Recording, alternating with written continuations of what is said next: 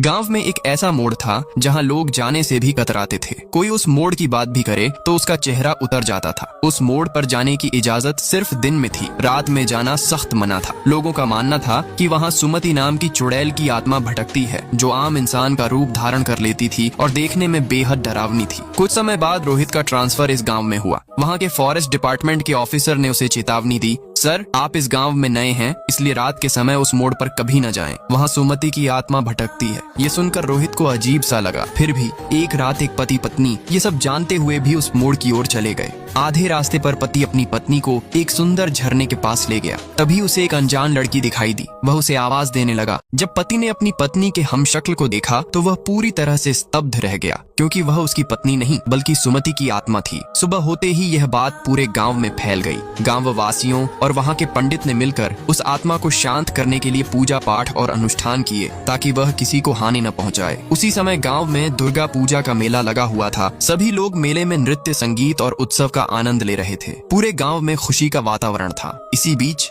एक व्यक्ति मेला का आनंद लेकर उसी मोड़ से अपने घर की ओर जाने लगता। आधा दूर जाने पर उसे एहसास हुआ कि उसके पीछे कोई खड़ा है। वह घबराकर पीछे मुड़ा तो वहाँ कोई नहीं था। तभी उसकी नजर एक मृत शरीर पर पड़ी, जिसे देखकर वह भयभीत होकर वहाँ से भाग खड़ा हुआ। सुबह होने पर जब यह बात गांव वालों को पता चली तो उन्हें एहसास हुआ कि पूजा पाठ और अनुष्ठान का आत्मा पर कोई प्रभाव नहीं पड़ा। तब गांव के पंडित ने दिन में उस मोड़ पर जाकर एक नींबू को त्रिशूल पर रख दिया, ताकि आत्मा कुछ समय के लिए शांत रहे। लेकिन उसके बाद क्या होगा देखते हैं नेक्स्ट पार्ट में।